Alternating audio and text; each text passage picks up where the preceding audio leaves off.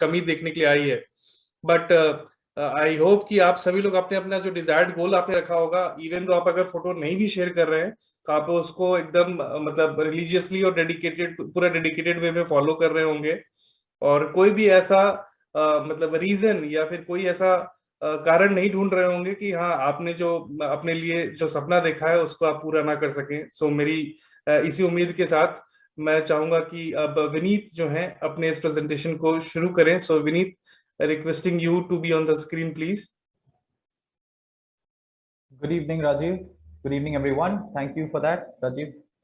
So, हम लोग कुछ दिन के बाद मिल रहे हैं, guys, and this is regarding the webinar we were last together on. Basically, एक introduction था आपके weight loss program के लिए. हम लोग कुछ टॉपिक में delve किए थे. We spoke about calories. We spoke about some misconceptions, right?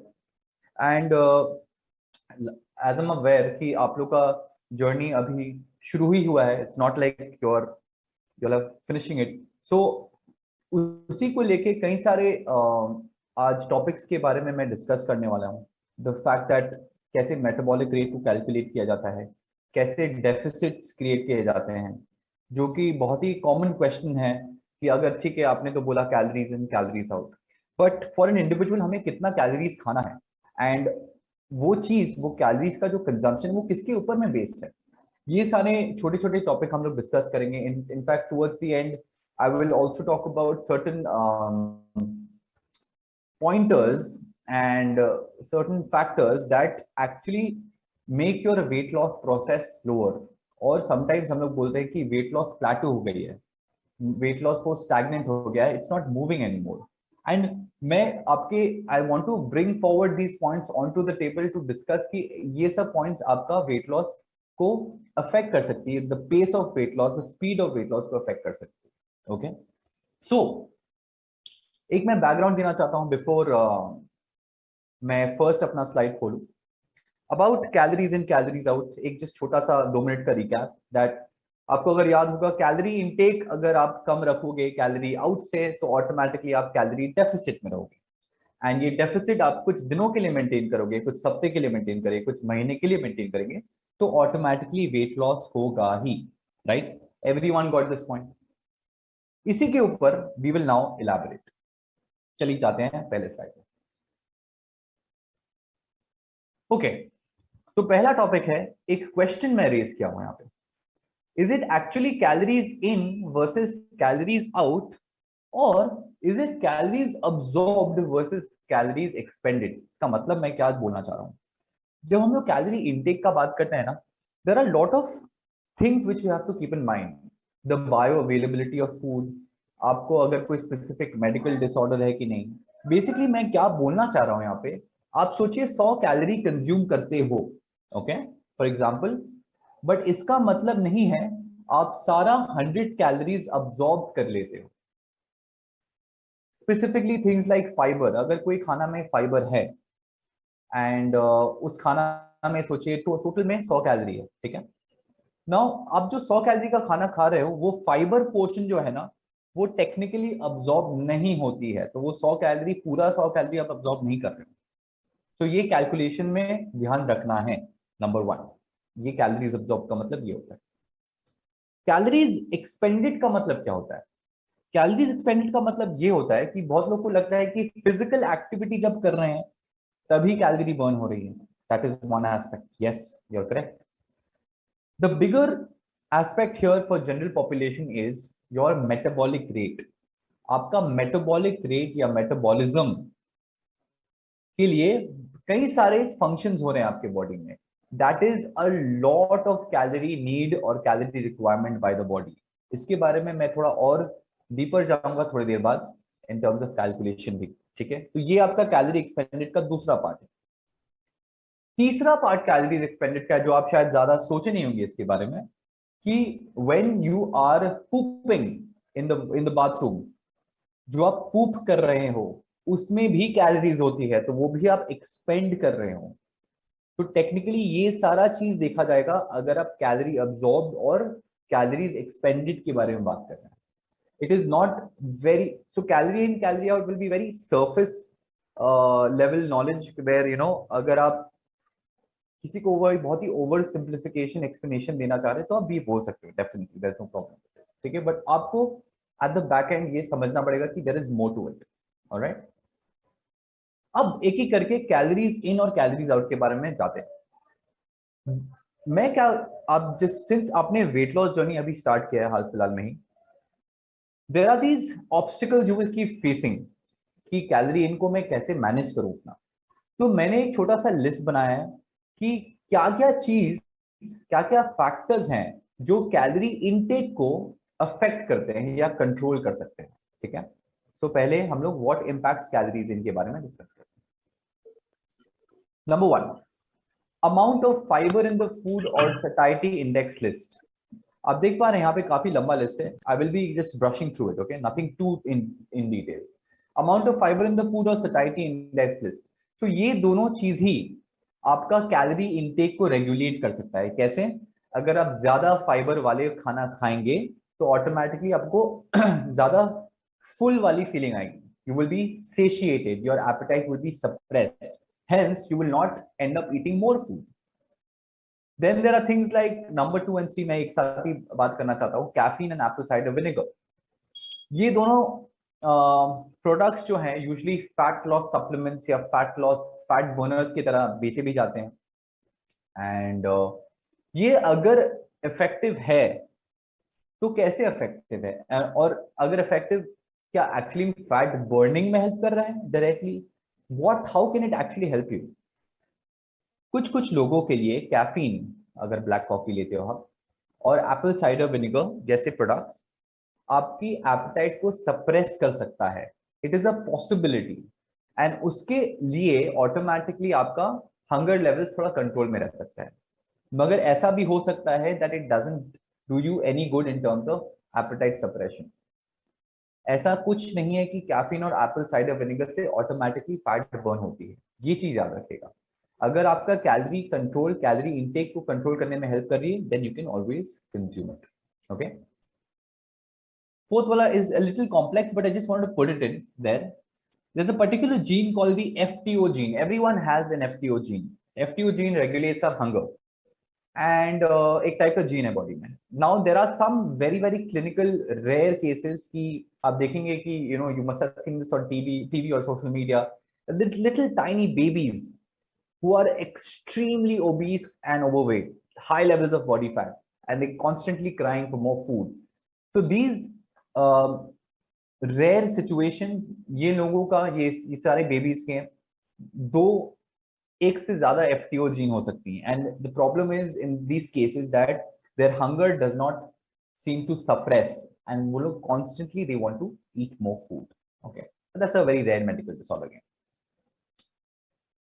Circuit training या HIIT का फुल फॉर्म हो गया high intensity interval training. Full form से कुछ आपको याद ऐसा कुछ करना नहीं है, बट आप ये समझ लीजिए सर्किट ट्रेनिंग का मतलब ये हो गया कि अगर आप कोई एक्सरसाइज करते हो back to back with little rest और नो रेस्ट करते हो, there have been some studies shown that कुछ कुछ लोगों को का एपेटाइट थोड़ा सप्रेस हो जाता है, थोड़ा हंगर सप्रेस हो जाती है, तो आपका कैलोरी इनटेक रेगुलेट करने में मदद कर सकती है, ओके।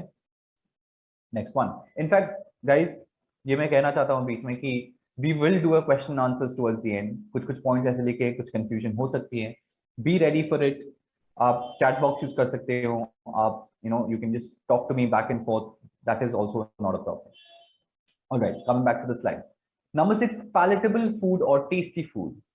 आप ये नोटिस करेंगे कि जब घर पे कुछ बहुत ही फेवरेट डिश बनता है आपका, एंड सबका फेवरेट डिश शायद डिफरेंट हो सकती है, यहाँ पे कोई प्रॉब्लम नहीं है, जब आपका फेवरेट डिश बनता है तो ऑटोमेटिकली आप थोड़ा ज्यादा राइस खा लेते हो या रोटी खा लेते हो, पराठा खा लेते हो, क्योंकि that is more palatable to you, and आपका कैलोरी इनटेक थोड़ा ओवरबोर्ड जा सकती है।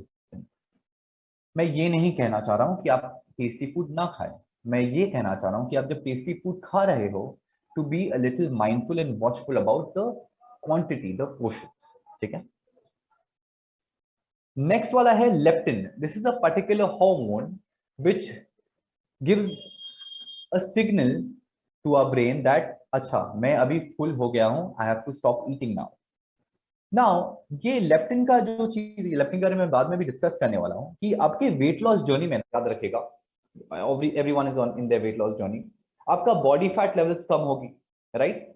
बॉडी फैट लेवल्स कम होने से क्या होता है, लेप्टिन लेवल्स भी कम हो जाते हैं। एंड लेप्टिन लेवल्स कम होने के लिए कम होने के बाद what happens is it leads to greater appetite, आपको और खाने का मन करता है। So that is why your weight loss journey over a period of time और चैलेंजिंग हो जाता है। ओके ये पॉइंट याद रखिएगा। See I am just putting out pointers out there which affect your calorie intake, so that आप watchful रहे, mindful रहे, you be careful about all these things. Okay, then number 8 is again a situation where it's not the most common, so I don't want to elaborate on these points, but I will just mention thoda sa briefly. There are some autoimmune disorders, there are irritable bowel diseases, some intolerance of specific compounds or food types, where something like a gluten or a lactose. इस cases में एक misconception associated है कि लोगों को लगता है कि मैं लैक्टोज इंटॉलरेंट हूं, इसके लिए मेरा फैट गेन हो जा रहा है या वेट गेन हो जा रहा है, या ग्लूटेन इंटॉलरेंट हूं इसलिए वेट गेन या फैट गेन हो जा रहा है। Actually it's the other way around. If you are actually gluten intolerant, for example, okay, and say you're consuming gluten, you would not have the ability, your body rather would not have the ability to break gluten down and absorb it, hence you will excrete it. I'm not really talking about the other symptoms which will also occur, your stomach cramps, your bloating and all of that. But literally speaking, our calorie absorbed कम रहेगा compared to your calorie intake. Okay, so this is something which I wanted to put it out there. Okay, number 9, alcohol. Alcohol का consumption से usually ये देखा गया है कि कभी कभी आप ज्यादा खाना भी खा सकते हो if the food is being had along with your alcohol. So again, something to keep in mind. Alcohol also has calories, by the way, guys. Watching TV while eating food, another point. Not like, again, I'm asking to switch off your TVs while eating, but then be mindful, okay? Very low carbohydrate diets कुछ लोगों के लिए देखा गया है in the long term that appetite suppression के लिए थोड़ा better है. But again, there are contradictory studies on this as well, where high fat diets भी कुछ किसी के लोग के लिए appetite suppress करती है, but that is in the short term studies. Okay, so again, a point to keep in mind. The last one which I've put here is artificial sweeteners. I'm not really getting into the natural sweetener, artificial sweetener, the details and the information about that. क्योंकि कई सारे होते हैं. The common ones which I use are usually sucralose, aspartame, and all of that, and they are safe for human consumption. So you can definitely have them without worrying about calories. For example, अगर आप चीनी खाते हो अभी चाय के साथ, coffee के साथ, जिसमें शायद 50 कैलोरी या 30 कैलोरी हो सकते हैं, you can switch that to sucralose or aspartame or any type of artificial sweetener. You'll automatically end up saving that 30-50 calories. अगर आप ऐसे 4-5 कप चाय पीते हो, कॉफी पीते हो, तो automatically you can do the math there, right? तो ये हो गया factors of calories in. अब आते हैं factors of calories out में, okay? यहाँ पे मैं कुछ पॉइंटर्स लिखा हूँ. कैलोरीज आउट मतलब आप कितना कैलोरी बर्न कर रहे हैं थ्रू एक्टिविटी, या बॉडी आपका खुद बैठे बैठे कितना बर्न कर रही है. Number 1, total calories consume.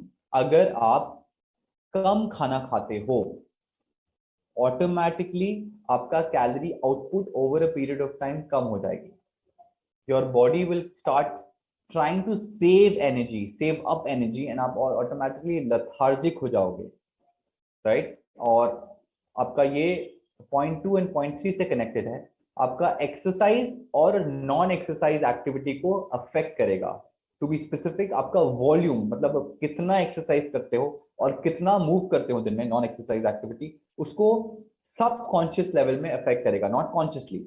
तो आपको माइंडफुल रहना पड़ेगा इसके लिए कि आप ज्यादा मूव करो even when you are dieting, क्योंकि आपका body would want to move less. You will want to move less. You will not want to do the things which are very, very simple, something like, grabbing a bottle of water from the kitchen, or something similar. That was the first 3 points technically. Fourth point is hypothyroidism and PCOD. Very common ideas which people have about it is that अगर आप का ये दोनों medical condition है तो आपका weight loss नहीं हो सकता। To keep it very simple, because these are topics which are very very detail and इसी का ही एक वेबिनार हो सकता है एक एक टॉपिक के ऊपर। To keep it very simple, I do want to say that hypothyroidism के केस में, which is an underactive thyroid function, and PCOD, polycystic ovarian disease, जो फीमेल्स में होती है, दोनों ही केस में आपका जो सारे फैक्टर्स हैं वेट गेन करने की तरफ, वो प्रॉब्लम क्रिएट करती हैं। क्या क्या फैक्टर्स हो सकती हैं? एक है आपका you will start feeling more lethargic and lazy, so आपका एनर्जी एक्सपेंडिचर कम हो जाएगी। आपका कैलोरी इनटेक भी बढ़ सकता है because of appetite increasing, so that will also get dysregulated. ये भी आपको ध्यान देना है। And as another third point ये दोनों केस में हो सकती है कि आपका जो मेटाबॉलिक रेट है वो कुछ परसेंटेज कम हो सकती है टेम्परेरी। मगर मैं ये नोट से फिनिश करना चाहता हूं यहाँ पे कि इसका मतलब नहीं है कि कैलोरी डेफिसिट काम नहीं करता है। यहाँ पे द कैलकुलेटेड कैलोरी डेफिसिट जो आपने क्रिएट किया है शायद आपको उससे ज्यादा करना पड़े in these cases. This is what I want to put it. ठीक है। नंबर 5, ये मूवमेंट एफिशिएंसी के बारे में मैं बात करने वाला हूं। So I am keeping the topic on hold. मैं डेफिनेटली इसके बारे में बात करूंगा in the weight loss plateau में। ठीक है। So I am keeping the 5th point on hold. Number 6, body weight. This is a very nice point. ठीक है। बॉडी वेट के बारे में आपने सुना है कि इनफैक्ट बॉडी वेट के बारे में और एक मिसकंसेप्शन के बारे में मैं नेक्स्ट स्लाइड में ही जाने वाला हूं, बट ये पॉइंट क्या है बॉडी वेट का ये भी बता देता हूं कि आप सोचिए आप दिन दिन का डे टू डे काम करते हो, कुछ भी हो सकता है, व्हाटएवर यू आर इनटू। आप सोचिए 100 कैलोरी बर्न करते हैं, ओके, एंड आपका अभी करंट बॉडी वेट है 100 KG. I am just taking round numbers. And आप over the weight loss journey आपका अभी वेट 90 किलोज हो गया है, obviously in a few months down the line. And वही 90 किलोज में बॉडी वेट में अगर आप सेम ही डे टू डे टास्क करोगे when you were 100 KG, same ही एग्जैक्टली सेम, तब आपका जो कैलोरी बर्न है वो 100 कैलोरी से कम हो जाएगी। क्यों?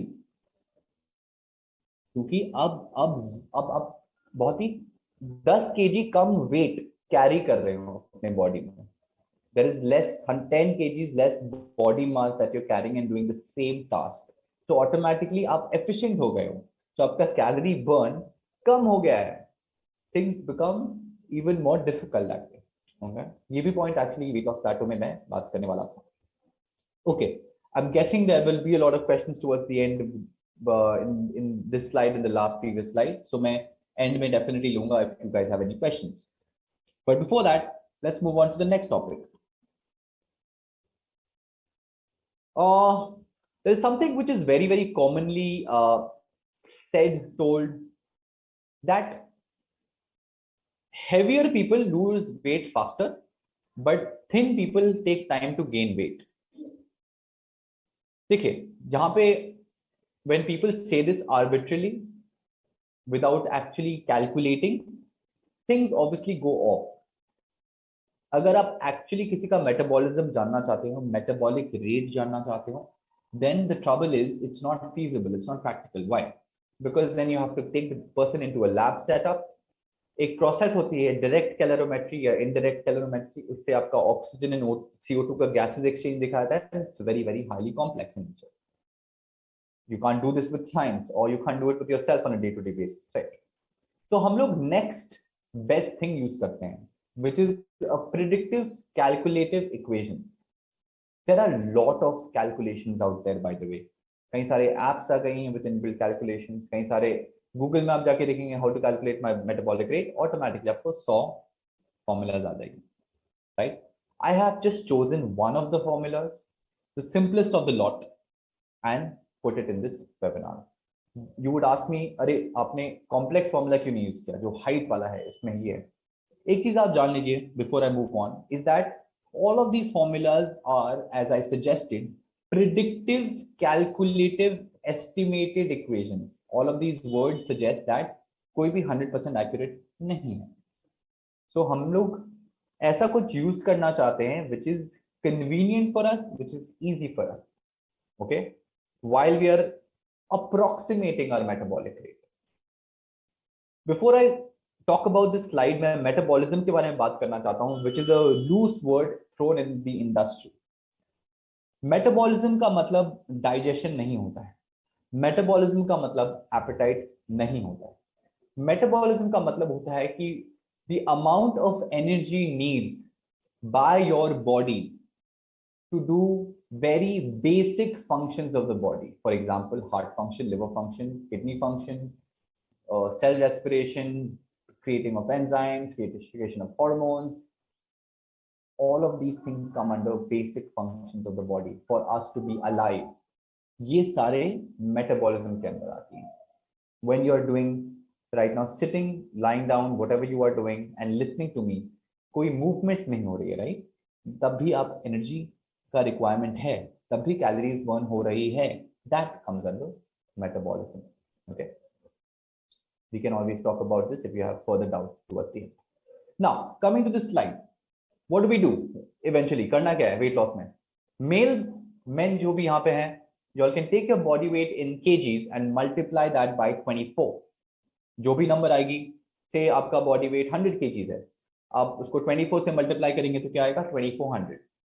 2400 is your basal metabolic rate. मतलब आप अगर दिन भर लेटे भी रहेंगे, if you're lying down on the bed, you will need that much of energy, or at least approximately that much of energy. So even if you consume this amount, 2400 for a 100 kg person, that would be a deficit itself. Why? क्योंकि मैं अभी तक physical activity में जोड़ा नहीं हूँ. Assuming that आप physical activity से 100, 200, 300 एकदम conservative में नहीं पकड़े, आप कैलोरी सोचिए burn कर रहे हो, 200-300 कैलोरी burn कर रहे हो, तो automatically आपका जो कैलोरी मेंटेनेंस है, कैसे कैलकुलेट करते हैं? मेटाबॉलिक रेट तो आपने निकाला, आप जितना भी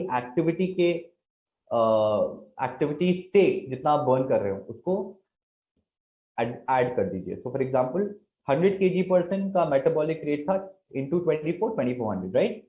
सोचिए ये सेम ही 100 kg पर्सन 300 कैलोरी बर्न करते हैं थ्रू एक्टिविटी, तो वो 2400 plus 300, 2700 would be the person's calorie maintenance. वो मेंटेन करने के लिए उसको उतना खाना पड़ेगा. तो आपको डेफिसिट करने के लिए कितना खाना पड़ेगा?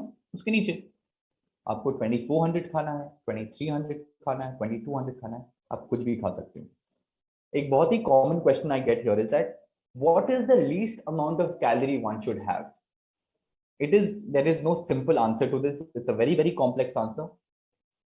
मैं जितना शॉर्ट कर सकता हूं मैं ट्राई करता हूं. आपको इतना कैलोरीज खाना है दिन में जो आपका नेसेसिटी, जो मेन एसेंशियल न्यूट्रिएंट्स है वो आप सही मात्रा में खा पाए, including protein, fats, vitamins, minerals and fibre. And वो भी जो भी इक्वल आएगा वो total 800, 1000, 1200, that is your minimum. Okay, there is no standard general minimum. All right, we can talk about this obviously in more details. Right, so next topic, actually मैं men's के बारे में वही बात किया. फीमेल्स आप बॉडी वेट इन किलोज दीजिए and same चीज करना है आपको. 22.5 को अपने बॉडी वेट इन किलो से मल्टीप्लाई कर दीजिए. सिंपल. One sec. हाँ, तो जो भी नंबर आएगी वो आपका मेटाबॉलिक रेट होगा. सेम जैसे मैंने अभी थोड़ी देर पहले एक्सप्लेन किया, मेटाबॉलिक रेट आपको मिला. अब आपको ऑब्वियसली और एक असम्पशन लेना पड़ेगा यहाँ पे कि आपका एक्टिविटी लेवल कितना है. तो वो एक्टिविटी लेवल को आप मेटाबॉलिक रेट से जोड़ दीजिएगा, ऐड कर देंगे तो आपका कैलोरी मेंटेनेंस आएगा.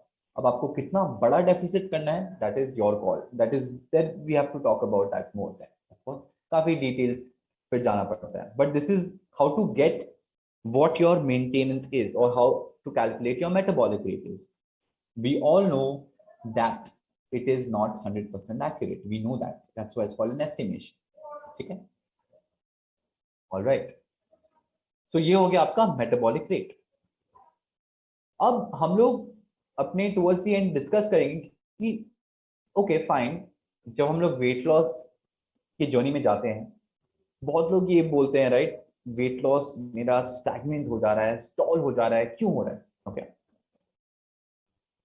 तो पहला मैं 5 रीजन डिस्कस करने वाला हूं। ओके, पहला रीजन है आपको टर्मिनोलॉजी जानना जरूरी नहीं, don't worry about the terminology, आपको कॉन्सेप्ट समझना है। मेटाबॉलिक अडेप्टेशन, बस नंबर 1।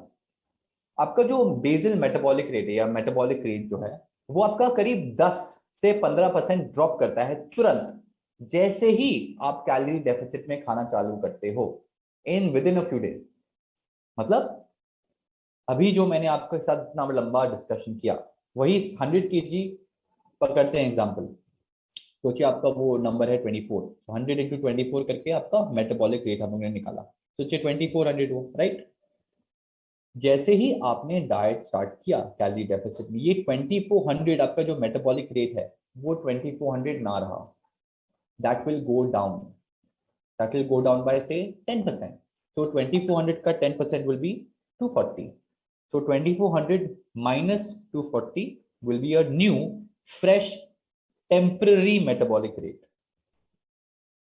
टेम्परेरी में क्यों बोल रहा हूँ, आप जैसे ही कैलोरी मेंटेनेंस में खाना चालू करेंगे for the next few days, वापस वो मेटाबॉलिक अडेप्टेशन जो है वो रीसेट हो जाएगा। तो डोंट वरी अबाउट इट, ये टेम्परेरी चेंज है, परमानेंट चेंज नहीं। ओके, ये फर्स्ट है। सो ये मेटाबॉलिक अडेप्टेशन को भी आपको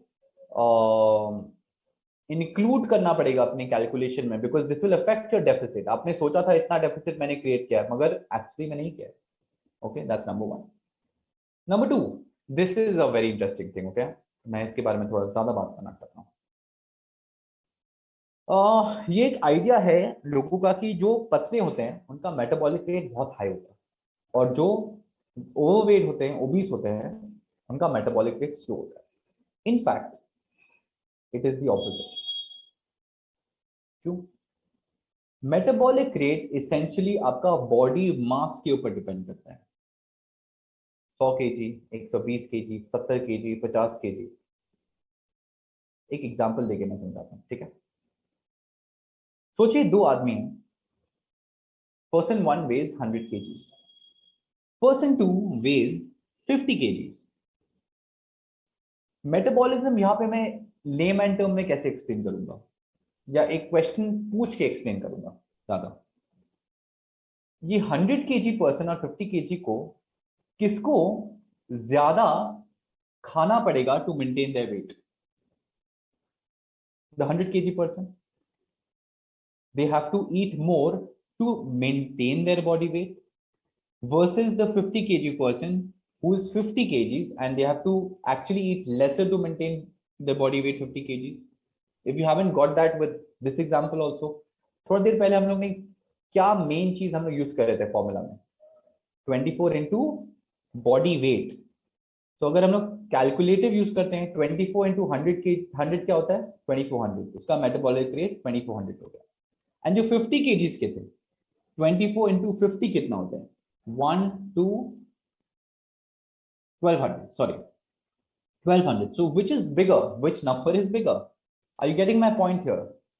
We make these assumptions based on looking at people. First of all, metabolic rate देख के नहीं बता सकते हैं, अज्यूम नहीं कर सकते हैं, बॉडी मास जानना पड़ेगा हम लोग को at least to be even close to accurate. This is still obviously not 100% accurate. Okay, we know that. So this is something which is super duper important. So coming to the slide, that अगर आपका body weight कम हो रहा है तो आपका metabolic rate भी कम हो रहा है, तो आपका deficit छोटा हो जा रहा है over time, बढ़ रहा नहीं है। बहुत लोग को लगता है कि वेट लॉस से ना मेटाबॉलिज्म बूस्ट हो जाएगा, बढ़ जाएगा, नहीं। द रियलिटी इज दैट आपका बॉडी मास जैसे ड्रॉप होता रहेगा, it will actually start going down. I am pretty sure that इसमें कुछ क्वेश्चंस हो सकते हैं in future. That is why it is suggested that आप सिर्फ वेट लॉस में फोकस ना करें, फैट लॉस में फोकस करें एंड मसल बिल्डिंग में थोड़ा फोकस करें, सो दैट आपका बॉडी मास ज्यादा गिरे नहीं। ओके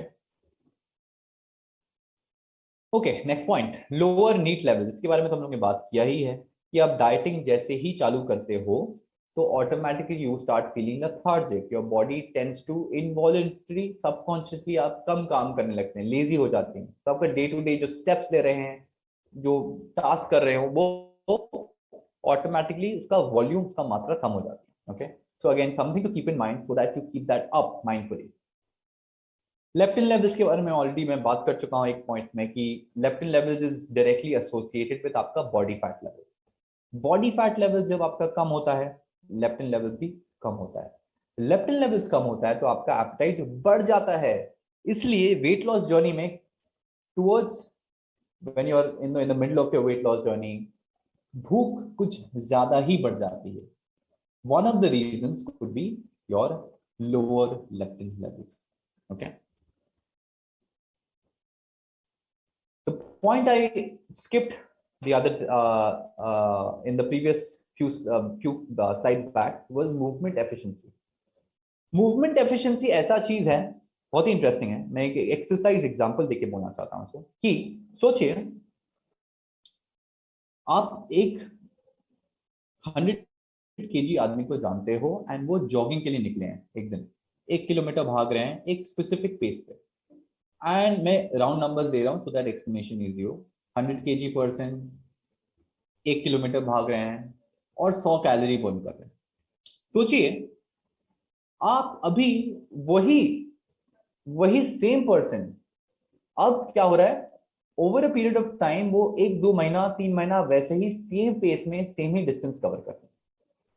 अब जाके डे 1 को कंपेयर करेंगे डे 60th और 90th से, तो आपका वो 100 कैलोरी बर्न नहीं होगी, 100 कैलोरी से कम बर्न होगी। क्यों? क्योंकि आपका बॉडी अडेप्ट करती है वो पर्टिकुलर मूवमेंट करते करते करते। It becomes efficient at doing the same movement again and again. Hence, it starts conserving energy.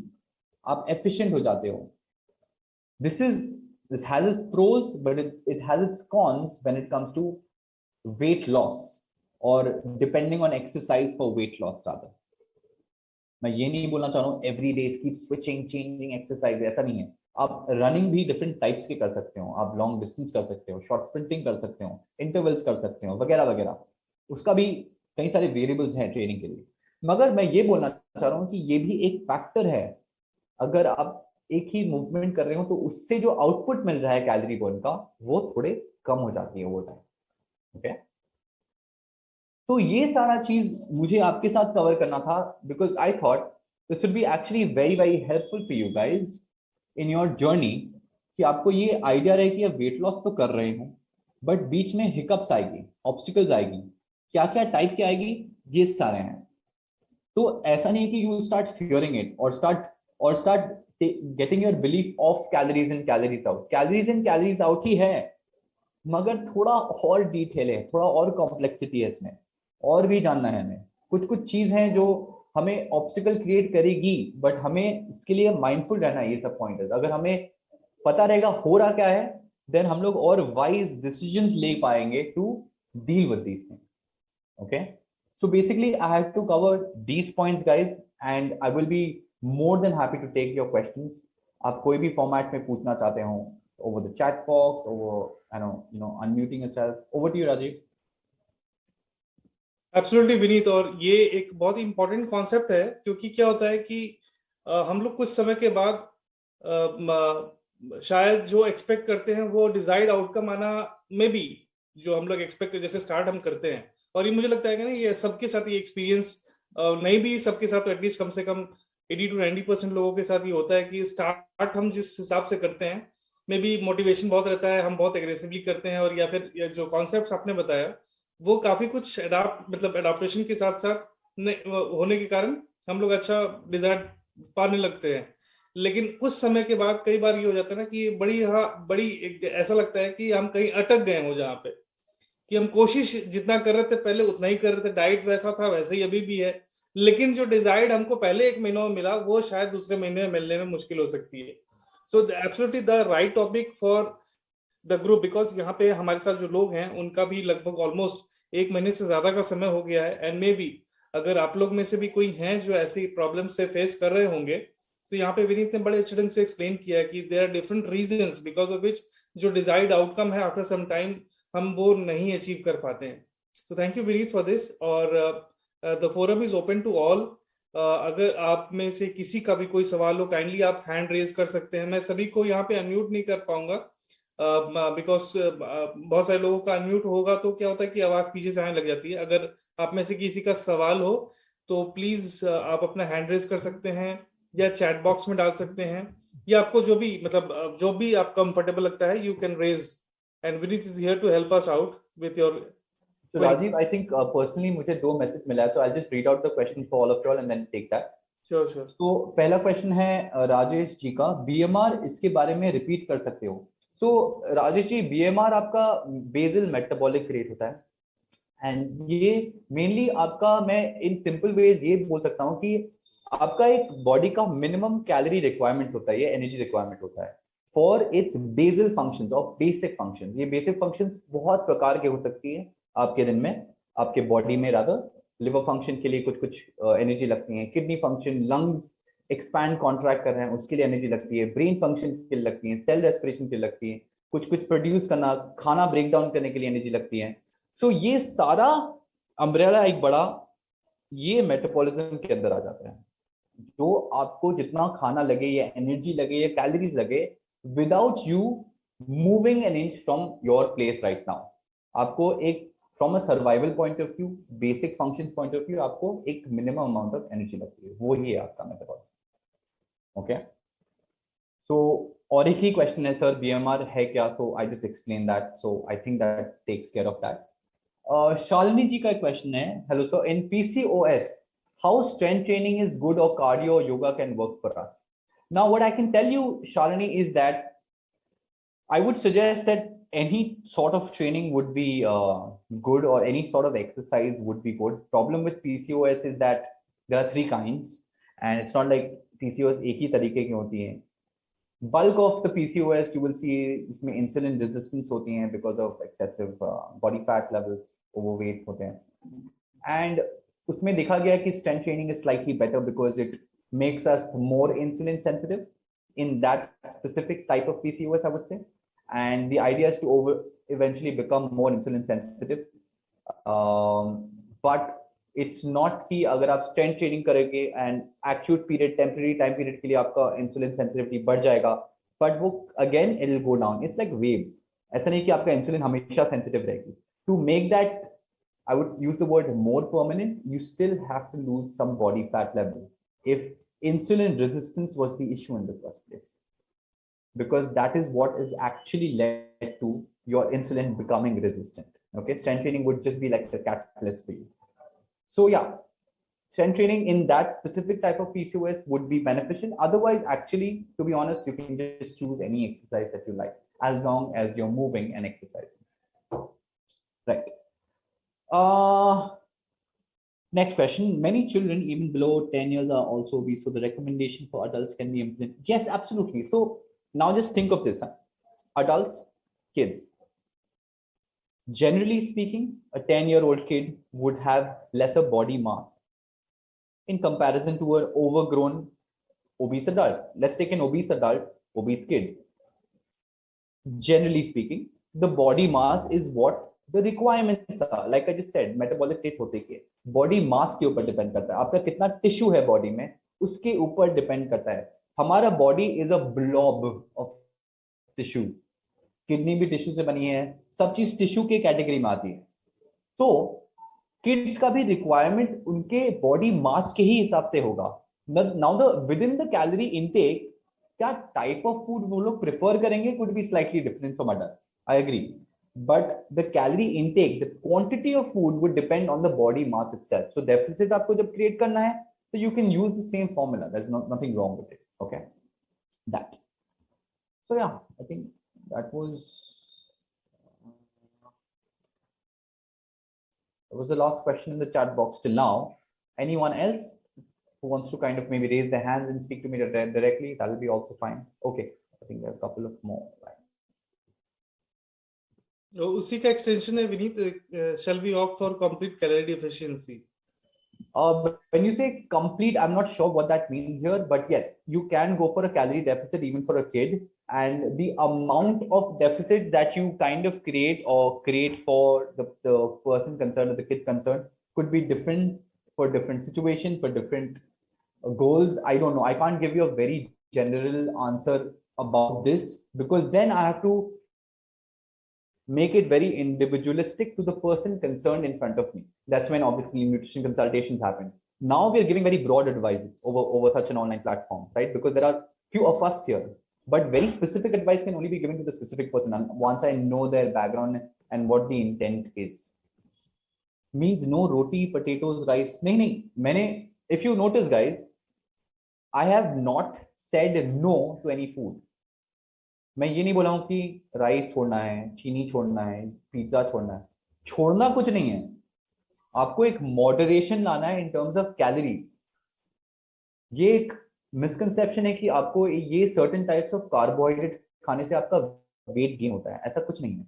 If you eat more than your calorie requirements in the day consistently over the week and month and years, you will put on weight. आपको total portion control करना है। There is nothing, there is no food, to be honest. Okay, there could be some sort of moderation always. Okay, cannot hold hunger although decrease weight up to 1.5, but condition of belly fat is worsened, so how can I decrease belly fat? So this is a question relating to spot reduction.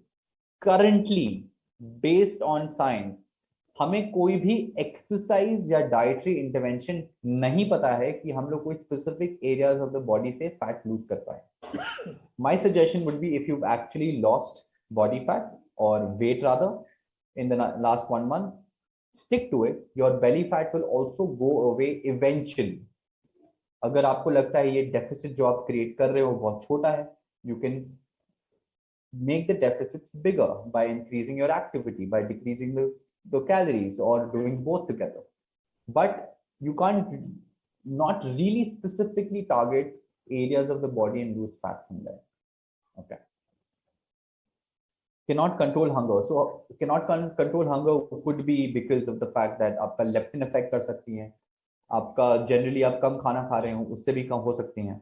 So these are normal signals by the body, and we'll have to choose food may be high in fibre, high in protein, higher up the satiety index list. Why? Because these food will keep us full better than any other type of food. अगर मैं pizza खाता हूँ और दिन का calorie fulfil करता हूँ versus मैं रोटी, चावल, मीट, दाल, वेजिटेबल्स खाता हूँ, कौन ज्यादा फुल करेगा हमें? ये खाना, राइट? पिज्जा आप एक खाओगे, आपको फिर भूख लगेगा, बिकॉज ऐसे भी एक स्लाइस ऑफ पिज्जा में आपका 200-250 कैलोरी होगा शायद अप्रोक्सीमेटली, मगर प्रॉब्लम ये है कि बहुत कैलोरी डेंस है, छोटे मात्रा में बहुत डेंसिटी है कैलोरीज में। So again you have to find a middle ground for yourself. Okay, one more question. My weight became stagnant. What should I do? Craving is also high to tasty food. Of course, craving for tasty food is high for everyone. Okay, so don't worry about that. That is consistent with every single human being. That is why restaurants work. Okay, and don't worry about it, Gauri.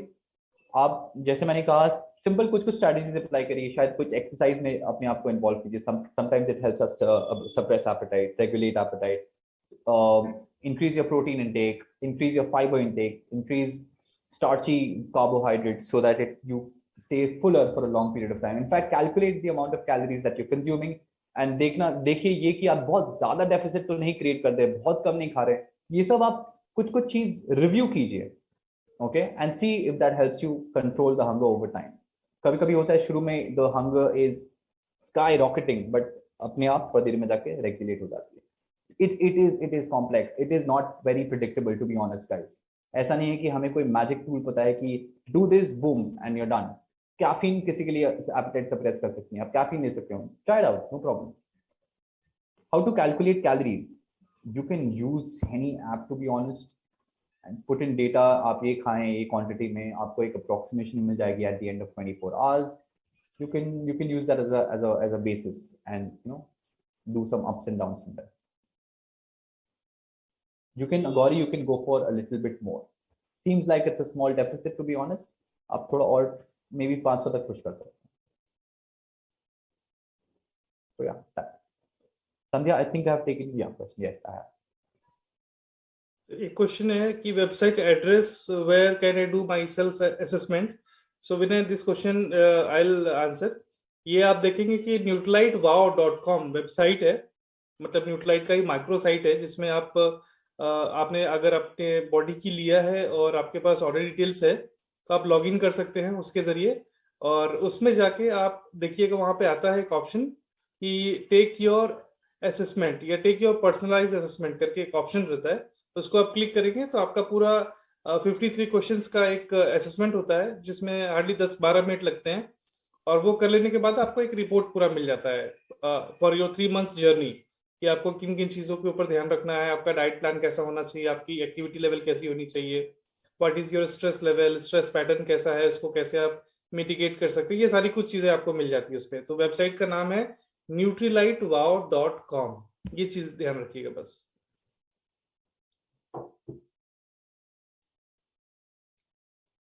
Vinit, do you have any questions more with you? No, nothing here. I think Okay. that's all in terms of questions in the chat box. यहाँ पर मेरे पास भी और कोई queries तो नहीं है, और अगर कोई कुछ कहना चाहें या पूछना चाहें।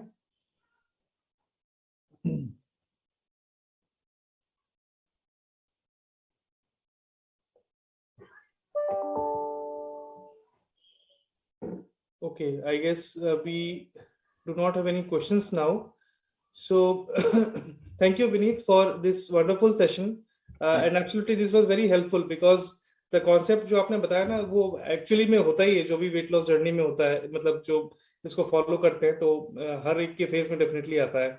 सो this will definitely help, and thankfully you have answered to all the questions. और मे बी मुझे लगता है कि यहाँ पे जितने भी लोगों ने क्वेश्चंस रखा है उन सभी का मतलब मुझे लगता है कैलकुलेटिव आंसर हम सभी को मिल गया, and this will definitely help them. So thanks to Vineet. और इसी के साथ साथ मैं आप सभी को भी ये बताना चाहता हूँ कि आप लोगों ने अगर 18th का आपने वो जो मीटिंग हुआ था, जो हम लोगों ने मतलब संग्राम सिंह जहाँ पे आए थे हमारे ईस्ट रीजन के लिए, और उन्होंने जो चीजें बताई थी, साथ ही साथ हम लोगों ने आप लोगों को डिस्क्लोज भी किया था कि हम लोग नेक्स्ट मंथ से ओपन प्रोग्राम की शुरुआत करने जा रहे हैं, जहाँ पे हम लोग बहुत सारी नई नई चीजों के साथ, इंफॉर्मेटिव सेशंस के साथ साथ फिजिकल इवेंट्स, फिजिकल प्रेजेंस की बात नहीं कर रहा हूं मैं, जूम पर ही हम लोग फिजिकल इवेंट्स करेंगे जिसमें आप लोग भी हिस्सा ले सकते हैं।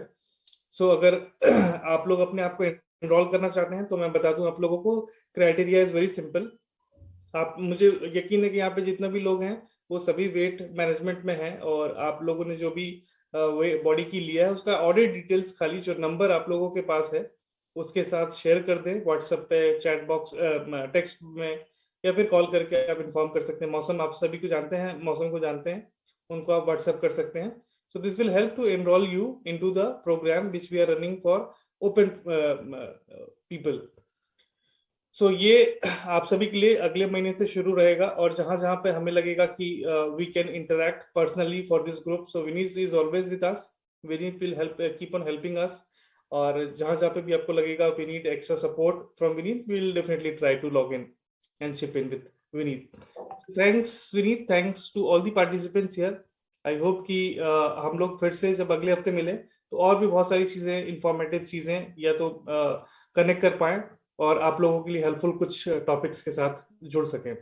सो टिल देन आप सभी अपना ख्याल रखें, एंड अपने गोल्स को छोड़िएगा मत, डिसहार्टन मत होइएगा, लगे रहिएगा, क्योंकि लगे रहेंगे तभी कुछ पा सकेंगे मतलब पा सकेंगे इन द सेंस तभी कुछ लूज कर सकेंगे। सो लगे रहिए और लूज करते रहिए।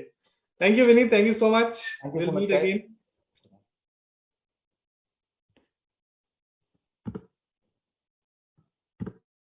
इंडस्ट्री में टू बी स्पेसिफिक कई सारे मिसकंसेप्शन हैं। मैं ये भी ऐड करना चाहता हूँ कि in spite of knowing the fundamentals, in spite of discussing, हम लोग ने डिस्कस किया था राइट, कुछ कुछ basic fundamentals in about weight loss, weight gain, इसके बावजूद भी कुछ कुछ ऐसे दरार आ जाते हैं when we come across information through Google, very simple, YouTube, Facebook, कोई भी सोशल मीडिया प्लेटफॉर्म, या अपने फ्रेंड्स, कलीग्स, और कई सारे ट्रेडिशनल बिलीफ्स जो हैं, जो आते जा रहे हैं कई साल से, जो हमारे सिस्टम में इनग्रेव्ड हो चुके हैं, एंड हम लोग इसको कभी इस चीज़ को क्वेश्चन नहीं किए हैं। तो ऐसे ऐसे कुछ कुछ मैं आज टॉपिक आपके साथ डिस्कस करूंगा जो आपका बहुत ही थॉट प्रोवोकिंग हो सकता है। एंड डोंट वरी, अगर आपको फिर भी डाउट होती है, you can always clarify, verify all of that. मैं ट्राई करूंगा उसको logically and scientifically break down करने का, in case you have further doubts even after hearing. Okay, मैं ये कहना चाहता हूँ before I begin, because we need to make sure this is something which everyone in whichever field you belong to should be okay with newer research changing your opinion. अगर आपका कोई opinion कोई specific topic के बारे में है, newer research आ रहे हैं, स्ट्रॉन्गर रिसर्च आ रहे हैं, बल्क ऑफ रिसर्च चेंज हो रही है, स्टडीज चेंज हो रही हैं, तो हमें भी उनके साथ ही चलना है, साइंस के साथ चलना है. तो ऐसे कुछ कुछ चीज हम लोग डिस्कस करने वाले, जैसे मैंने कहा कि ये थॉट प्रोवोकिंग हो सकती है, ये आपकी बिलीफ के अगेंस्ट हो सकती है, ओपिनियंस के अगेंस्ट हो सकती हैं, but try to come with an open mind, will have a discussion, don't worry about it. Okay, मैं यहाँ पे इलॉजिकल या अनसाइंटिफिक रीजंस नहीं यहाँ प्रेजेंट करने वाला. ओके, फर्स्ट ऑफ ऑल हम लोग एक जस्ट ब्रीफ दे देंगे about the nutritional pyramid. I would rather call this the weight loss pyramid. Okay, and जैसे आप देख रहे हैं, एक रिकैप हो जा रही है. बॉटम ऑफ द पिरामिड, सबसे जो बेस में है, ये सबसे इंपॉर्टेंट है हमारी वेट लॉस जर्नी में. ये हम लोग ने डिस्कस कर चुका है कैलोरीज इन और कैलोरीज आउट के डिस्कशन में. और भी कई सारे स्टेप्स है, आप देख पा रहे हैं, मैक्रो न्यूट्रिएंट्स, माइक्रो न्यूट्रिएंट्स, ये आपका protein, fat, carbs, vitamins, minerals, ये सारी चीज आ जाते हैं जो हमारे हेल्थ को डिक्टेट करती हैं, हमारे मूड को डिक्टेट करती है, हमारे एनर्जी लेवल्स को डिक्टेट करती है, हमारे बॉडी कॉम्पोजिशन को डिक्टेट करती है. बट वेट लॉस के लिए सिर्फ अभी भी कैलोरीज ही ज्यादा इंपॉर्टेंट है, सबसे ज्यादा ज्यादा. देन मील टाइमिंग, सप्लीमेंट्स, ये सब चीज के बारे में भी मैं कुछ कुछ देर में अभी बात करूंगा. ठीक है, सो बेयर विथ मी. मेरा पहला स्लाइड है 5 things that will make you fat. Now कई सारे मीम्स मैं शेयर कर रहा हूँ जो आप सोशल मीडिया में जोक के जैसे देखते हैं, एंड ऑब्वियसली मैं इसके बाद इसके ऊपर एलैबोरेट करूंगा, सो डोंट वरी, ये तो मीम्स सिर्फ एक जोक की तरह होता ही है. सो यहाँ पे मैं ये कहना चाह रहा हूँ कि कार्ब्स हो, चीनी हो, जो भी एक तरीके के कार्ब्स ही हैं, फैट, क्लीन हेल्दी फूड जो लोग बहुत बोलते हैं, और कुछ भी खाना अंडर द सन, अगर आप ज्यादा मात्रा में खाते, ज्यादा क्वांटिटी में खाते हो, in a way where you're creating a calorie surplus, it will lead to fat gain. Protein में कई सारे ग्रे एरियाज हैं अभी भी साइंस में. अभी भी साइंटिस्ट, रिसर्चर्स श्योर नहीं है कि एक्सेसिव प्रोटीन कैलोरीज से वेट गेन पॉसिबल है या नहीं है. कुछ कुछ रिसर्च ने कहा है वेट गेन पॉसिबल नहीं है, कुछ कुछ ने कहा है पॉसिबल शायद हो सकती है. सो अभी भी हम लोग वो आंसर ब्लैक एंड व्हाइट में हमें नहीं पता है. बट बाकी के लिए वी आर मोर और लेस श्योर दैट अगर आप कैलोरी सरप्लस में खाओगे, so it is going to be turning into body fat. Okay, इसके बारे में भी मैं थोड़ी बात थोड़ी देर में इलैबोरेट भी करूंगा. Okay, staying on the same similar topic rather, चीनी को लेके बहुत सारे डिस्कशन होते हैं, शुगर को. Now does sugar cause obesity? क्योंकि ये मैं डिस्कस कर रहा हूं क्योंकि सबसे पहला कॉमन स्टेप आप देखेंगे जो भी वेट लॉस जर्नी अपना स्टार्ट करने की कोशिश करते हैं, वो शुगर कट कर देते हैं, चीनी काट देते हैं, कार्ब्स काट देते हैं, रिफाइंड फ्लावर काट देते हैं अपने डाइट से. एंड उनका ये बोलना होता है कि चीनी खराब है हेल्थ के लिए, क्योंकि हम लोगों ने सुना है. क्या ये सच में, is this actually true? When we're talking about obesity specifically, obesity would mean having excessive body fat या being overweight by carrying more body fat tissue. इस केस में there is no single factor which causes obesity, and sugar alone doesn't cause obesity. While we are here, neither does fat. कोई specific single food or nutrient आपको मोटा नहीं करता है.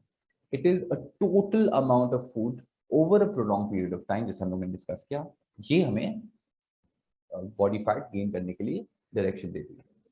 Now sugar का जहां बात बोला जाए, शुगर में बहुत सारे डिफरेंट कंफ्यूजन आती है कि चीनी खाओगे तो आप मोटे हो जाओगे. एंड बहुत लोग ये भी टर्मिनोलॉजी यूज करते हैं कैजुअली कि I am craving for sugar. वो लोग मील खाते हैं and they say I am craving for sugar. But hold on to that idea for one moment guys. Okay everyone, आप एक रिकॉल कीजिए, बस एक सोचिए, जब आप बोलते हैं ये चीज शुगर के लिए मैं क्रेव कर रहा हूं, क्या एक्चुअली आप चीनी खाने का आपको मन कर रहा है कि कोई स्पेसिफिक फूड आइटम है या डिश है जिसमें चीनी है as one of the nutrient जो आप भी क्रिएट कर रहे हैं। फॉर एग्जाम्पल, अगर आप पेस्ट्री खाना चाहते हैं, चॉकलेट खाना चाहते हैं, चीज केक वगैरह वगैरह, ये सारी चीज में शुगर है, I agree with you, but sugar के अलावा it has other nutrients as well, which would be fat, preservatives, which makes the food tasty, and you are craving for that, you are not craving for sugar specifically. बहुत ही rare ही होता है जब आप kitchen में जाते हो और चीनी खाना चालू कर देते हो, बहुत रेयर, ऐसा नहीं कि मैं बोल रहा हूँ नहीं होता है, रेयरली होता है। तो ये चीज हमें याद रखना है, सबसे पहला है ओबेसिटी का कारण चीनी नहीं है, तो आपको चीनी नहीं काटना है। इफ यू कट और रिड्यूस कैलोरी डेंस फूड, ये सारे फूड का मैंने जो नाम लिया, पेस्ट्री, चॉकलेट्स, चीज केक्स, ये कैलोरी डेंसिटी इसका ज्यादा है, मतलब छोटे पोर्शंस में ज्यादा कैलोरीज है। उसको अगर आप रिड्यूस कर सकते हो, उनका साइज, पोर्शंस, या कभी कभी आप कम खाना इसको चालू कर देते हो, ऑटोमेटिकली आपको हेल्प करेगी एक कैलोरी डेफिसिट क्रिएट करने में। That is what I wanted to cover है। Okay,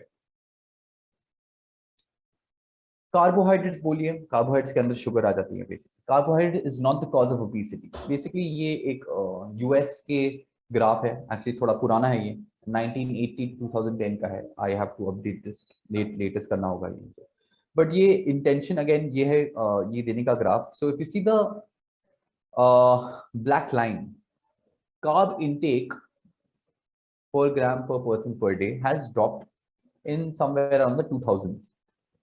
And if you see carefully, see the blue line, that is still going up. That is a line which states कि अभी भी globally speaking obesity is on the rise. Okay, not just US. So somewhere carbs को reduce करने से भी solution नहीं निकला है, क्योंकि अभी भी आदमी लोग या लोग देख नहीं पा रहे हैं जो actually matter करती हैं, वो अभी भी थोड़ा लॉस्ट है इंफॉर्मेशन में, क्योंकि कई सारे लूज इंफॉर्मेशन आपके साथ आपके सामने अवेलेबल रहती है, and to get misled by this information is very very easy. People are looking for cookie cutter programs, shortcuts, they want, they can't believe the fact that सिर्फ कैलोरीज कम करने से अगर आपका वेट लॉस हो जाएगा। They think it's more than that, it's deeper than that. Yes, आपका hormones कई सारी चीज कंट्रोल करती है, आपके हंगर, आपके एपेटाइट, आपके एनर्जी लेवल्स, आपका मेटाबॉलिज्म भी, मगर इसका मतलब नहीं है कैलोरी डेफिसिट काम नहीं करता। Okay, staying on the same topic of carbs, और एक रिलेटेड मिसकंसेप्शन है, मैं बोलूंगा कि कार्ब्स एक समय के बाद, शाम में, रात में खाने से आप मोटा हो जाएंगे। अगेन ये एक जोक के जैसा मैंने प्रेजेंट किया ऑब्वियसली आपके स्क्रीन में। अगर एक केला खाते हैं आप 100 कैलोरीज के 759, ऐसा नहीं है कि 8 बजे के बाद वो उसका कैलोरीज बढ़ जाता है। ये अगेन एक कॉन्सेप्ट है कि लोग आपके साथ ये आइडिया लाएंगे आपके सामने एंड डिस्कस करना चाहेंगे कि अरे मैं अगर कार्ब्स बहुत खा लेता रहा हूँ, तो अगर मैं सो जा रहा हूँ तो मैं तो कार्ब्स को बर्न नहीं कर रहा हूँ, वो तो ऑटोमेटिकली फैट में स्टोर हो जाएगा। मगर लोग ये नहीं समझ रहे हैं कि even if you are sleeping, even if you're lying down, just like we discussed this last session guys, that आपके बेसिक बॉडीली फंक्शंस के लिए भी कैलोरीज और एनर्जी लगती है। सो आप कार्ब्स खा रहे हो, रात को कम खा रहे हो, ज्यादा खा रहे हो, मॉडरेट खा रहे हो, अगर आप डेफिसिट में हो overall in the day, it doesn't really matter, आपका ऑटोमेटिकली वो एनर्जी की तरह बॉडी का बेसिक फंक्शंस के लिए यूज हो जाएगा। ओके, ऑब्वियसली ये सब सारे मैंने जो अभी ऑलरेडी टॉपिक डिस्कस कर चुके हैं, इसके लिए डाउट हो सकती हैं, which is highly likely because these are very very common concepts and ideas which people have, right? Another one, meals per day. This is a very common, again अभी भी बहुत सारे डाइटिशियंस एंड न्यूट्रिशनिस्ट इसको promote करते हैं कि अगर आप 2-3 घंटा में, एवरी 2-3 घंटा अगर आप एक मील लेते हो तो आपका मेटाबॉलिज्म बूस्ट हो जाती है। नाउ मेटाबॉलिज्म के बारे में ऑब्वियसली हम लोग ने कुछ तो डिस्कस किया ही है पिछले सेशन में, एंड यहाँ पे हम लोग ये दिखाना चाह रहे हैं कि अगर आप 2000 कैलोरी को पकड़ लीजिए, उसको आप 6 मील में डिवाइड करना चाहते हैं, या 2000 कैलोरी को 3 मील में डिवाइड करना चाहते हैं, आपका it does not make a direct impact on weight loss. आपका पर्सनल प्रेफरेंस है वो, it doesn't really boost your metabolism also, आपका मेटाबॉलिज्म वही है। इनफैक्ट अगर आप टिश्यू लूज करोगे, fat tissue, lean muscle mass वो भी एक टिश्यू है, राइट, मसल टिश्यू, ऑटोमेटिकली आपका मेटाबॉलिज्म कम हो जाएगी, बूस्ट नहीं हो जाएगी। और टेम्पररी अगर बूस्ट भी होती है, that is because of certain exercise, but that is again not chronic, बहुत ही acute level, okay, but from having more meals it does not happen, so you can be very comfortable about that.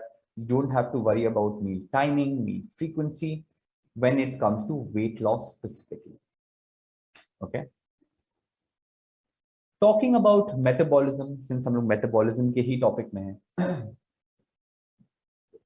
extending little more information there. So again, people like to be in a very comfortable position, I would say, and try to blame something for them being, overweight or having excessive body fat. That gives them more comfort and security.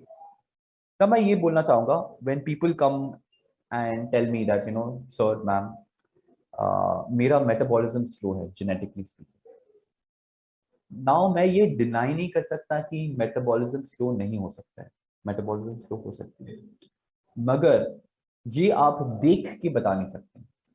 You have to go through a gene test which might help you telling कि आपका metabolic rate जो हम लोग calculate करते हैं इससे थोड़ा slow है या नहीं।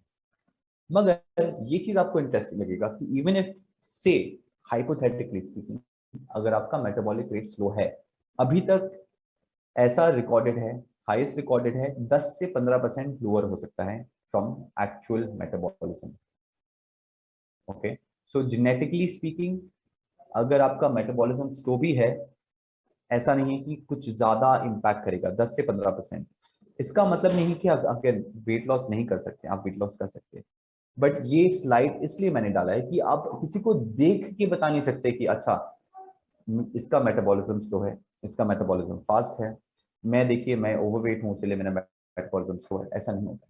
It is not assessed in in a way where you can eyeball these things, okay. इसलिए मैं ये स्लाइड यहाँ पे रखा हूँ, ओके। नेक्स्ट, अब आते हैं प्रोटीन के टॉपिक में। इसको लेके भी कई सारे मिसकंसेप्शंस हैं, ओके। सो प्रोटीन मिथ्स में कई सारे मिसकंसेप्शंस हैं, मैंने ट्राई किया है मैं 3 ही डिस्कस करूं यहाँ पे, ओके, ज्यादा नहीं डिस्कस करूं। तो स्टार्ट होती है, प्रोटीन हर्ट्स योर किडनीज। ये कॉमन है कि अगर आप ज्यादा प्रोटीन खाओगे तो आपका किडनी डैमेज हो जाएगा या किडनी डिसफंक्शन हो जाएगा। मैं एक चीज यहाँ पे ऐड करना चाहता हूँ कि कई सारे स्टडीज हो चुके हैं इसमें, एंड कोई भी इंडिविजुअल जिसका किडनी हेल्दी है ऑलरेडी एंड वो प्रोटीन खाते हैं, ज्यादा करके भी खाते हैं, आप अपने बॉडी वेट के डबल इन ग्राम्स खाते हैं, ट्रिपल इन ग्राम्स भी खाते हैं, इनफैक्ट रिसर्च उसमें भी हो चुका है, जो कि बहुत हाई होती है, तब भी जाके किडनी का जो मार्कर्स हैं, हेल्थ मार्कर्स हैं, वो चेंज नहीं हुए। It hasn't shown any kind of negative outcomes. Yes, but there was one study where people जो पार्टिसिपेंट्स थे स्टडीज के, उनका ऑलरेडी किडनी का एक कुछ प्रॉब्लम था, डिसफंक्शन थी, उनको अगर प्रोटीन थोड़ा एक्सेसिव दिया था तो वो उनका प्रॉब्लम ट्रिगर हो जा रही थी, फ्लेयर अप हो जा रही थी। तो इस केस में, जो कि अगेन बहुत ही रेयर हो सकता है, इस केस में मे बी आप प्रोटीन को थोड़ा मॉडरेट रखें, you can't keep it like extremely high, but again that is an exception. Now next one, एक मिसकंसेप्शन है कि 30 ग्राम से ज्यादा प्रोटीन आप एक मील में अब्सॉर्ब नहीं कर सकते ना। इसमें काफी कुछ एलैबोरेट करना है इस लाइन में, कि सबसे पहला बात है कि आप जितना भी प्रोटीन एक मील में या एक सिटिंग में खा लो, आप सारे प्रोटीन अब्सॉर्ब करते हैं, मगर इसमें कैच ये है, कैच ये है कि वो सारा 100 ग्राम प्रोटीन सोचिए आप एक मील में खाएं या एक सिटिंग में खाएं, तो पूरा 100 ग्राम आप अब्सॉर्ब तो किए, मगर वो सारा 100 grams will not go towards muscle repair or muscle building or muscle recovery, whatever you want to call it. Muscle recovery का एक अपर सीलिंग है, विच मैंने इस स्लाइड में दिया है, 0.4 to 0.55 grams per kg of body weight per meal. अगर आपको एक एग्जांपल चाहिए to understand what am I saying, अगर से यू आर 70 kgs एंड आपका वो upper ceiling threshold for muscle recovery आपके लिए कितना प्रोटीन चाहिए, 30 to 40 ग्राम्स प्रोटीन पर मील।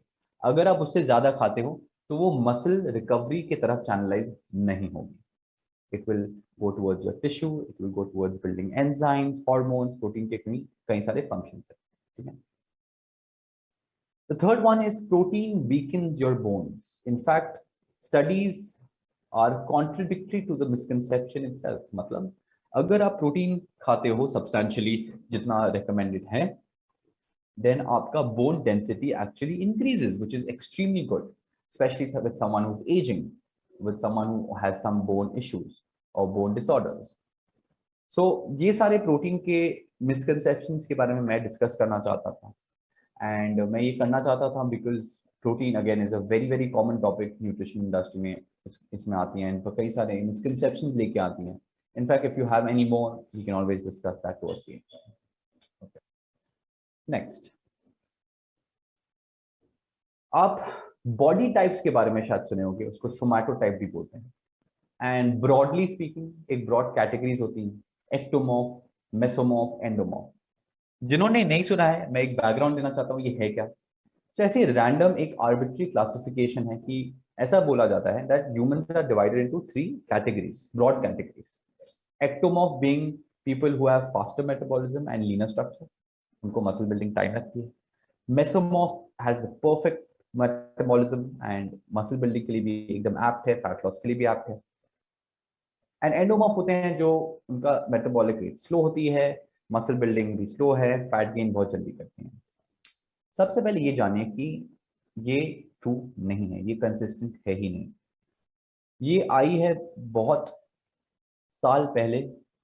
There was a psychologist, I am forgetting the name, professor William, I am forgetting that, apologies for that.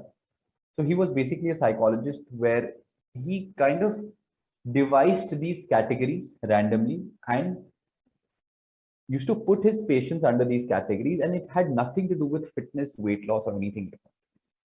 Only psychology.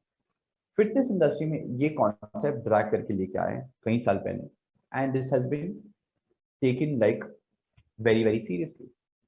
Ectomorph जो leaner structures होती हैं इसका, या एटलीस्ट वी कैटेगराइज इट है, ऐसा कोई कंसिस्टेंसी नहीं है जो ट्रेट्स बोला जाता है कि नहीं इनका फास्टर मेटाबॉलिज्म है, इसका वेट गेन डिफिकल्ट का. There is no consistency in this at all. In fact, research is extremely poor in this case. So instead of categorizing yourself under these headings, don't worry about it. अगर आपको weight loss करना है, weight gain करना है, you know now what actually needs to be paid. Okay. So that was your body types. Now, in the journey, weight loss journey में miss reporting बोल के एक बहुत ही कॉमन चीज होती है कि लोग क्या करते हैं, कन्वीनियंस ढूंढते हैं.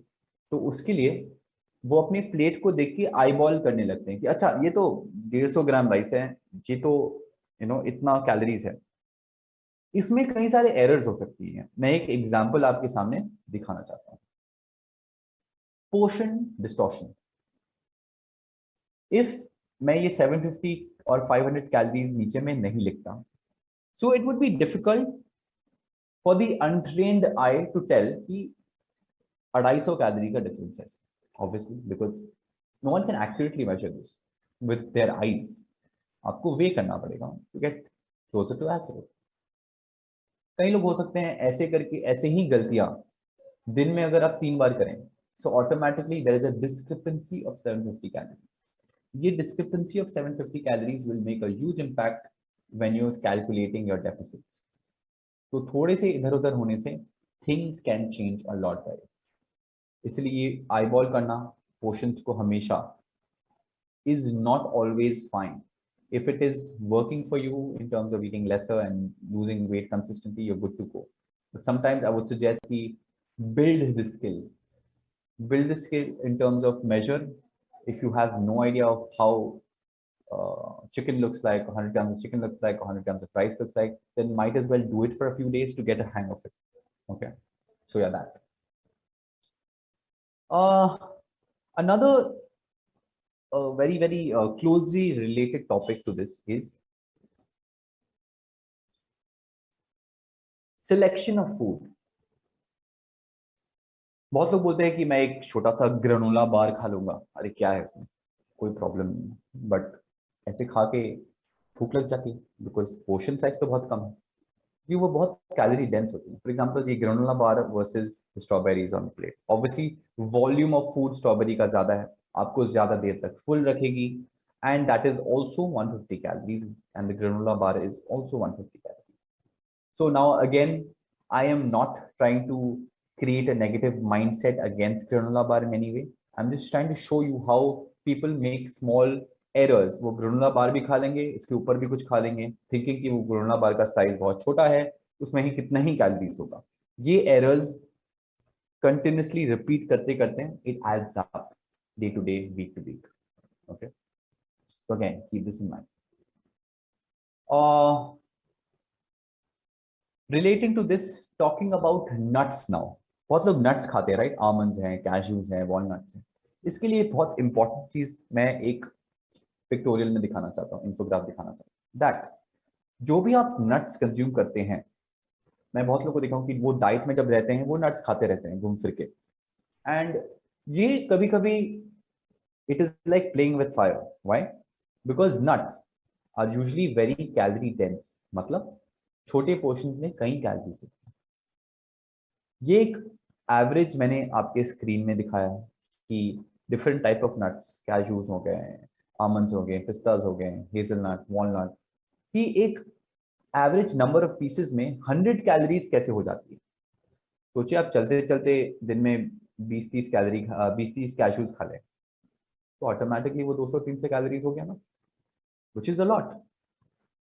एंड बट लोग इसको जस्टिफाई कैसे करते हैं, अरे वो तो हेल्दी है, मैं हेल्दी खाना खा रहा हूँ, तो प्रॉब्लम क्या है? प्रॉब्लम ये है कि आपका गोल है वेट लॉस और आप हेल्थ में ज्यादा फोकस कर रहे हो, विच इज फाइन, बट आपको पोर्शंस में भी ध्यान देना पड़ेगा, and you have to be careful with these kind of food. Okay, again not in any way trying to say that nuts मत खाइए, बट नट्स खा रहे हो तो ऑटोमेटिकली पोर्शन को ध्यान दीजिएगा. Okay, alright. Again, this is another thing which goes around in the industry quite a bit, so I thought of just putting it out there.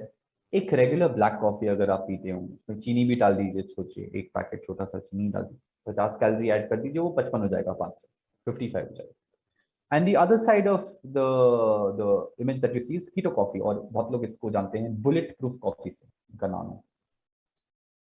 इसमें ये बोला जाता है कि अगर आप कॉफी में कोई टाइप के सोर्स ऑफ फैट डाल देते, यूजली कोकोनट ऑयल डाला जाता है या बटर डाला जाता है, घी भी डाला जाता है, एंड ये बोला जाता है कि अगर आप ये पीते हो, ये ड्रिंक पीते हो, बुलेट प्रूफ कॉफी या कीटो कॉफी, तो आपका फैट बर्निंग इंक्रीज होता है. इंटरेस्टिंग. ये फैट बर्निंग इंक्रीज होता है, नहीं होता है, व्हाट आर वी सेइंग? ये चीज जानिए, ह्यूमन बींग्स दिन भर में carbohydrate and fat as fuel switch करते रहते हैं, कभी कार्बोहाइड्रेट बर्न करते हैं, कभी fat burn. And one of the reasons for switching of fuels is what you just had, मतलब आप क्या चीज खाए हो या पिए हो. तो अगर आप कुछ कार्बोहाइड्रेट डोमिनेंट मील खाते हो, तो ऑटोमेटिकली आपका कार्ब बर्न ज्यादा होगा एज फ्यूल. और सिमिलरली अगर आप फैट डोमिनेंट फूड खाते हो, तो क्या बनेगा? Fat as fuel source. इसका मतलब ये नहीं है कि आपका जो स्टोर्ड बॉडी फैट है वो बर्न होगी. तो इसमें ये चीज, कॉन्सेप्ट का ध्यान देखना बहुत जरूरी है कि व्हेन पीपल से कि बुलेट प्रूफ कॉफी लीजिए, फैट खाइए, फैट बर्न होगा, ये सेंटेंस कंप्लीट नहीं है. If you eat fat, then you will start using fat that you just eaten as fuel at that time. That does not equate to lost or loss in body fat. ये complete sentence.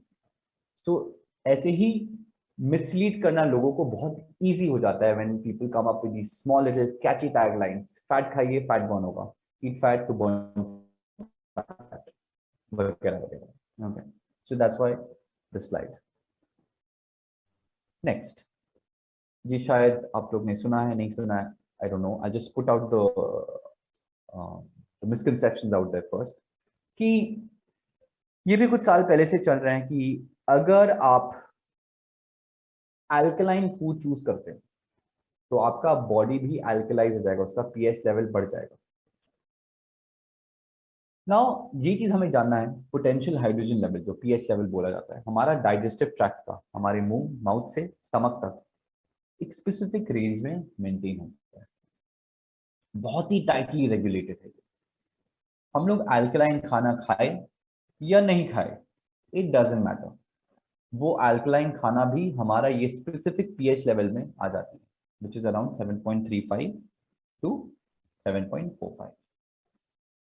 अगर आप alkaline water पीते हो, fruits and vegetables खाते हो अपने body को अल्कलाइज करने के लिए, वो पॉसिबल नहीं है। ये चीज हमें जानना जरूरी है। अगर आप अल्कलाइन वाटर के बारे में सुने होंगे या पीते होंगे, ये भी सुना होगा कोई डाइटिशियन न्यूट्रिशन की, आप अल्कलाइज कीजिए अपने बॉडी को, एसिडिक हो गया है, कि फ्रूट्स एंड वेजिटेबल्स खाइए, अल्कलाई, आपका बॉडी अल्कलाइज हो जाएगा। देखिए फ्रूट्स एंड वेजिटेबल्स आप खा सकते हो, तो बहुत सारा बेनिफिट्स है, आप पानी भी पी सकते हैं, उसका भी बहुत सारा बेनिफिट है, मगर आप इस रीजन से मत पीजिए। ओके, तो ये एक मिसकंसेप्शन है, आपको ध्यान देना होगा। और लास्ट में मैं एक टॉपिक कवर करना चाहता हूँ, obviously before we head into the question answer, because ये एक ऐसा आज हम लोग एक टॉपिक डिस्कस करेंगे जो, जैसे मैंने कहा, बहुत ही कॉमन टॉपिक्स मैंने चूज करने का कोशिश किया, बिकॉज ये आप लोग शायद रिलेट कर पाएंगे इससे, एंड आपका थॉट प्रोवोक होगा, आप क्वेश्चंस पूछोगे, आप अपना डाउट क्लियर करोगे। इफ आपको रीजन सेटिस्फैक्टरी नहीं लगा, मैं डेफिनेटली रीजन आउट भी करूंगा। Okay okay, next, all natural blueberry. ये स्लाइड में क्यों डाला है? लोग बहुत बोलते हैं कि मैं नेचुरल खाना खाता हूँ, आर्टिफिशियल खाना नहीं खाता। ओके, इसका मतलब क्या होता है? पहले नेचुरल एंड आर्टिफिशियल का हम लोग डेफिनेशन समझते हैं। नेचुरल वो चीज होती है जो नेचर में पाई जाती है, आर्टिफिशियल वो होती है जिसका ह्यूमन इंटरवेंशन होता है। अब आप ठीक से सोचिए कि आप तो राइस खाते हो, रोटी खाते हो, इनफैक्ट फ्रूट्स एंड वेजिटेबल्स भी खाते हो जिसमें भी ह्यूमन इंटरवेंशन होती है, GMO modified, genetically modified. Rice तो हमें नेचर में नहीं मिलती, there is has to be some sort of human intervention, same with roti. तो मैं ये बोलना चाह रहा हूँ कि ये नेचुरल फूड वाला जो क्लेम है, ये सरासर एक्यूरेट नहीं है। ऐसा नहीं है कि all natural food is good for humans, all artificial food is bad for humans, ऐसा नहीं है। हमें देखना पड़ेगा उनका केमिकल कॉम्पोजिशन क्या है, जो हमारे बस की बात नहीं है, इनफैक्ट मेरी बस के लिए नहीं है। If you see the amount of chemical, what the chemical composition of a blueberry is, you will might be it be difficult for us to pronounce few names here. But this is what a blueberry contains. There are a lot of different types of acids, different types of compounds, which is a makeup of blueberry. Now, the thing here is that it does not make the blueberry bad for health. तो natural है इसका मतलब नहीं वो खराब अच्छा है, और आर्टिफिशियल जैसे मैंने कहा इसका मतलब नहीं वो बुरा होगा।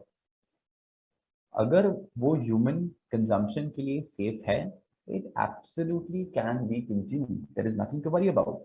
बट अगेन आपका रीजनिंग ये नहीं होना चाहिए कि मैं नेचुरल खाना खाता हूँ, आर्टिफिशियल नहीं खाता हूँ। आर्टिफिशियल भी आप खा रहे हो, टेक्निकली आर्टिफिशियल मतलब ह्यूमन मेड इंटरवेंशन है, ह्यूमन इंटरवेंशन है to create that food.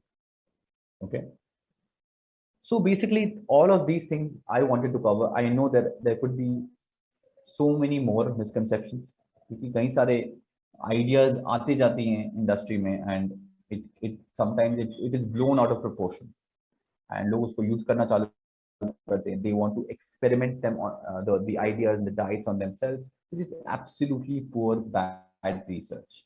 Okay, now so this is where I would like to end this webinar and move on to the question answer, and if I'm actually hoping कि आप लोग आज कई सारे question के साथ आए होंगे, and because of the fact that we discuss such common topics, so let's see how it goes. Yes Vineet, absolutely, क्योंकि ये टॉपिक जो है वो हमारे रियल लाइफ से काफी ज्यादा मतलब रिलेटेबल है। बिकॉज क्या होता है ना कि कई बार होता है कि हमें लगता है कि अरे हम तो इतना ही खा रहे हैं, और बट क्योंकि वो कैलोरी डेंस होता है तो हमें पता नहीं चलता है कि वो मतलब पेट तो भरता नहीं है, लेकिन ऐसा लगता है अच्छा छोटा ही से तो खा रहे हैं। और ये बहुत कॉमन ऑकरेंस है सभी के साथ। सो आई होप कि आप लोगों को काफी कुछ इससे अपने लाइफ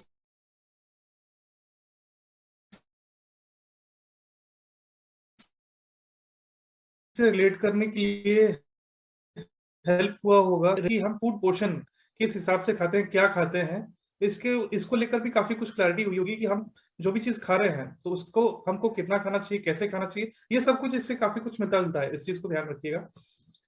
अगर आप लोगों का कोई सवाल हो तो आप अपना एक सिग्नल यहाँ पे दे सकते हैं। आप मतलब कोई भी रिएक्शन यहाँ पे, जैसे आप अगर हैंड रेस करना चाहें या फिर चैट बॉक्स में लिखना चाहें या फिर अगर बात करना चाहें तो प्लीज मुझे बताइएगा, मैं आप लोगों को अनम्यूट कर दूंगा यहाँ पे।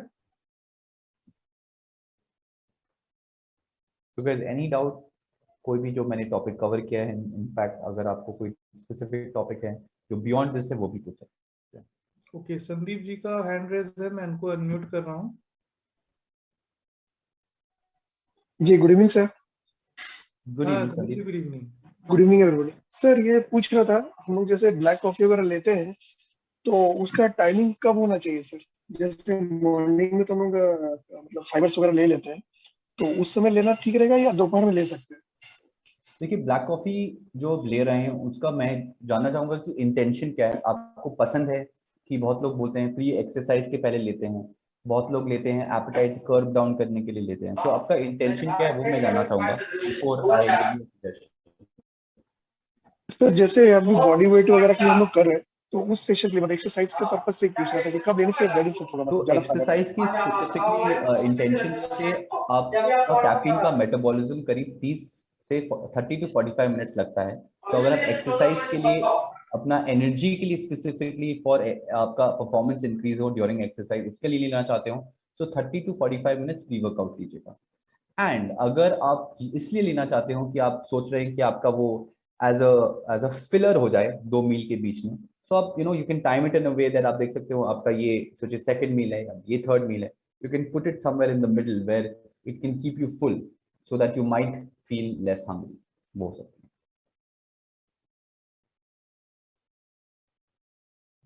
ओके संदीप जी, मुझे लगता है कि आपका आपका जवाब मिल गया होगा इसको लेकर। Okay okay, next hand raise है राजेश जी का। मैं आपको अनम्यूट का रिक्वेस्ट भेज रहा हूँ। सर मेरा एक क्वेश्चन था कि जैसे हम लोग बोलते हैं कार्बोहाइड्रेट्स, ठीक है। कार्बोहाइड्रेट्स हम लोग को एक तो है कि कितना लेना चाहिए, जैसे बहुत सा और कार्बोहाइड्रेट्स में हमको क्या लेना चाहिए, और कार्बोहाइड्रेट्स का हमारे शरीर में फंक्शन क्या है? ओके, सो जैसे आपका different parts of the question है। सो पहला है कि कार्बोहाइड्रेट्स कितना लेना चाहिए और कौन से टाइप की लेना चाहिए। सो कितना आपका राजेश जी डिपेंड करेगा कि आपका टोटल कैलोरी का लिमिट है कितना। सोचिए आपने डिसाइड किया है कि आपका मेंटेनेंस 2000 है, आप 1500 कैलोरी लेना चाहते हो दिन में to see weight loss consistently. तो उस 1500 कैलोरी को आपको डिवाइड करना पड़ेगा, कुछ प्रोटीन की तरफ, कुछ फैट की तरफ, कुछ कार्ब्स की तरफ। ऐसा कोई लिमिट नहीं है कि आप नहीं वो 1500 में से सिर्फ आप इतना ही कार्ब्स ले सकते हैं। You can keep carbs on the slightly higher side compare to fat. Different preferences people have. बहुत लोग फैट डोमिनेंट डाइट प्रेफर करते हैं, कुछ कार्ब डोमिनेंट डाइट प्रेफर करते हैं। So there is no real upper limit as long as आप अगर वो कैलोरी डेफिसिट के अंदर हो, वो 1500 कैलोरी के अंदर आपको खाना पड़ेगा। वो आपका क्वांटिटी पहले हम लोग कवर किए। टाइप मैं आपसे पूछूंगा कि आपका रेगुलर स्टेपल फूड क्या है। क्या आप पास्ता पसंद करते हैं, या आप रोटी पसंद करते हैं, राइस पसंद करते हैं, तंदूरी रोटी, क्या टाइप के आप यूजुअली कार्बोहाइड्रेट खाते हैं, दाल पसंद करते हैं? तो उसको एज ए न्यूट्रिशनिस्ट मैं लूंगा और बोलूंगा कि राजेश जी आप ये सब टाइप के कार्बोहाइड्रेट चूज कीजिए और अपने डाइट में डालिए, बट क्वांटिटी इसको आप रेगुलेट कीजिएगा। सो इन दैट डिपेंड्स कि आप क्या टाइप के ऑलरेडी खाते हो। मैं ये क्यों बोल रहा हूँ, ये होने से क्योंकि ये सस्टेनेबल हो जाएगी। अगर मैं आपको ऐसे ऐसे खाना का नाम बोलूं, किनवा खा लीजिए, शायद खाते होंगे नहीं पता मुझे, मैं ऐसे ही रैंडमली बोल रहा हूँ, किनवा खा लीजिए, या ऐसे फ्लैट नूडल्स खा लीजिए, फेटुचीनी खा लीजिए, ये सस्टेनेबल नहीं हो सकती क्योंकि आपको अपना डे टू डे लाइफ के लिए बहुत आउट ऑफ द वे जाके शायद लेना पड़ेगा। तो आप जो ऑलरेडी खाते हो उसको पोर्शन कंट्रोल करके हम लोग ऐड कर सकते हैं अपने डाइट में।